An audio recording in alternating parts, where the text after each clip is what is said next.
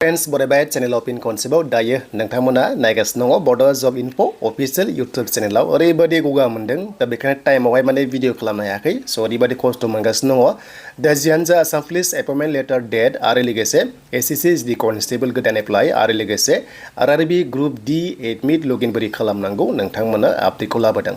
दा गोबां कनफिउजन जागासिनो दङ आसाम पुलिसनि मोनसे रियेल ना फेक बेबादि मोनसे नटिस गोसारगासिनो दं ससियेल मिडियायाव जे 29 आव मोनगोन होननानै एबा डिसेम्बराव मोनगोन ना मोनला दा बेनि सायाव जों सावरायगोन जायनाखि फंबाय बिनानावमोना आरोबाव आसाम पुलिसाव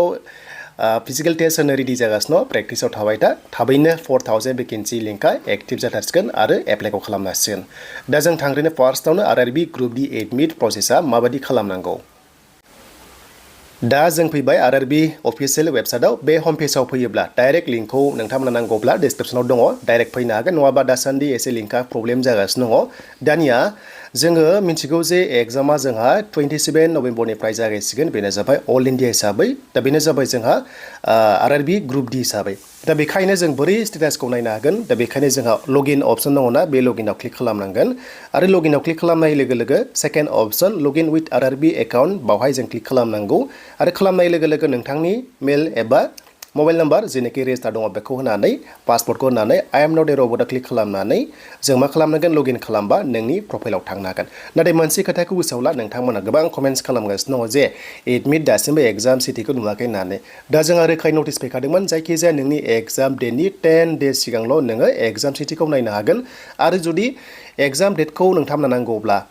जास्ट जों 10 डेजनि सिगां मोनथिबाय नालाय नाथाय एग्जाम डेटनि सानब्रै सिगांल' नोङो मा बेनो जाबाय एडमिटखौ मोननो हागोन दा बेखायनो नोंथांमोना एग्जाम सिटिखौ आरो एडमिटखौ दायो खायसे मेक्सिमाम मोनथ'नाय नङा मानोना बे एग्जाम डेटनि सायावसो सोनारो नोंना जुदि एग्जाम डेटआनो जायाखैबा नों माबोरै एडमिट मोननो एबा एग्जाम सिटिखौ मारै मोनथिनो मानोना बिथांमोना मोनसे गाइडलाइन्स होखादों जे 10 डेजनि सिगांल' एग्जाम सिटिखौ नुगोन आरो 4 डेजनि सिगांल' एडमिटखौ मोननो हागोन बेखायनो नोंथांमोना मोनाखै दा बेखिनि खामानिखौ नोंथांमोना लगइन खालामबानो गासैबो A to Z बाथ्राखौ नोंथांमोना मोनथिगोन दा नटिसआव 2000नि बारा एसे पस्टार दङ जेराव फार्स्टआव एग्जाम जायो बे जाबाय ग्रुप D हिसाबै बेनिफ्राय फिजिकल टेस्ट माखासे अजन बानानै थाबायनांगौ बा खारनांगौ दङ थ' बेखौ नोंथांमोना सेम प्रसेसआव मोनबाय थागोन आं नोंथांमोनजों A to Z खोन्थाबाय थागोन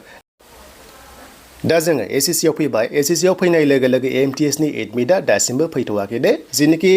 एग्जाम जानो गोनां MTS दङमोन गोबांथार पस्ट दंमोन दा बिनि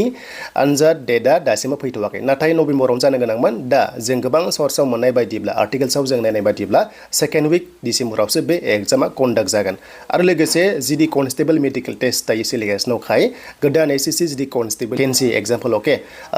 50,000नि खाथियाव थागोन नेक्स्ट लेभेलाव दा SSC GD कनस्टेबलनि गोदान एप्लाइआ थाबैनो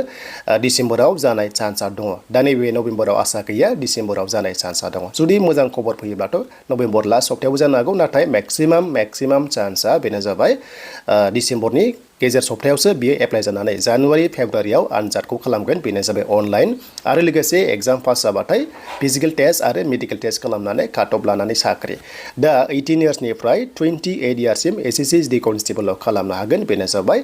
नोंथांमोननि SSC आव आरो आसाम पुलिसाव 18 निफ्राय 30 इयार्ससिम खालामनो हागोन नाथाय SI जुदि फैयोबा जोंहा ST आ 31 इयार्ससिम खालामनो हागोन आरो कमान्ड'आ जुदि रं नङाबा 26 ST आ मोनगोन अके हमना ला 26 इयार्ससिम मोनगोन आरो आंनि बुजिनायाव आं जेनाखि थांनाय बारखौ गोसोआव दङगोन थ' नोंथांमोना कमेन्ट्स खालाम बिनि सायाव फंबायमोना दा बेखिनि दानिया जों आसाम पुलिसनि एपइन्टमेन्ट लेटारखौ माब्ला मोनगोन जों SLPRB आव थांनोसै दायो जों फैबाय SLPRB आव आरो फैनाय लोगो लोगो दासिम अफिशियेल नटिस बेवहाय पाब्लिश खालामाखै नाथाय ससियेल मिडियायाव फेसबुकआव गोबांथार माने भाइरेल नटिस होगासिनो दङ जे 29 नभेम्बराव एपइन्टमेन्ट लेटारखौ रानगोन होननानै नाथाय बेखौ आं डाइरेक्टलि एकदम 100% बुंनो हाया जे 100% बेखौ बुंनो हाया जे बे नंगौना नङा नाथाय गोबांथार माने ससियेल मिडियायाव शेयार जादों बाट SLPRB आ दासिमबो पाब्लिश खालामाखै बाट आंनि मथेब्ला लास्ट उइकआव होगोन बेखौथ' जों मिन्थिखादोंमोन नाथाय माबाफोर टेकनिकेल इसु जादोंमोन जानांगौ बेखायनो दासिम पाब्लिश खालामाखै आरो नङाबा स' CMआ माब्लाबा मिडिया बुंदों जे डिसेम्बरावसो मोनगोन होननानै स' डिसेम्बरनि फार्स्ट सप्तायावबो मोननो हागौ बे 29 पस्टपन खालामनानै डिसेम्बर फार्स्ट सप्तायावबो मोननो हागौ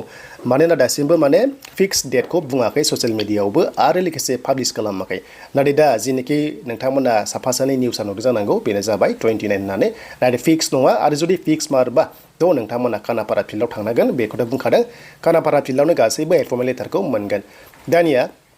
दा मोनसे बाथ्रा जे आसाम पुलिसनि 4000 वेकेन्सिनि थाखाय नोंथांमोना प्रेक्टिस खालामबाय था फंबाय बिनानावमोना अके स' बे साडेनलि एप्लाइ लिंकआ एक्टिभ जागोन आरो फिजिकेल टेस्टआ जानुवारि आरो फेब्रुवारियाव बियो एकदम 100% जानाय चान्सआ दङ दा पस्टआ खम नालाय बेखायनो कम्पिटिसना हाई जागोन आरो काट अफआ गोजौ लेभेलाव थांगोन जेब्लायबो नोंथांमोना 34 टार्गेट खालामनांगोन UB पस्टआव अके बे UB पस्टआव आरो ABआव नोंथांमोना 54 टार्गेट खालामथार 53 आथ' थांखागोन बाट 54आ नोंथांमोना टार्गेट खालामनांगोन होमबासो नेक्स्ट लेभेलाव एग्जामनि थाखाय एडमिट मोननायनि चान्सआ दङ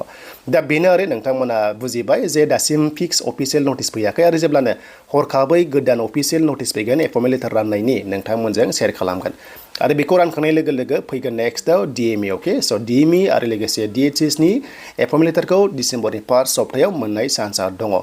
देन ADRAबो डिसेम्बरावसो मोननाय चान्सआ दङ मानोना ADRA कम्बाइन्ड डिपार्टमेन्ट्स नालाय दासिमबो डिपार्टमेन्टेल वाइसआवहाय डकुमेन्ट्स भेरिफाइ खालामथ'वाखै एबा खालामजोबनो हायाखै मानोना हाजार केन्डिडेट्स दं नालाय अलमस्ट 12,000नि बारा बावहाय केन्डिडेट्स दङ आरो नेक्स्ट लेभेलाव 10,000नि खाथियाव पस्टआ फैगोन बेनो जाबाय ADRA 3.0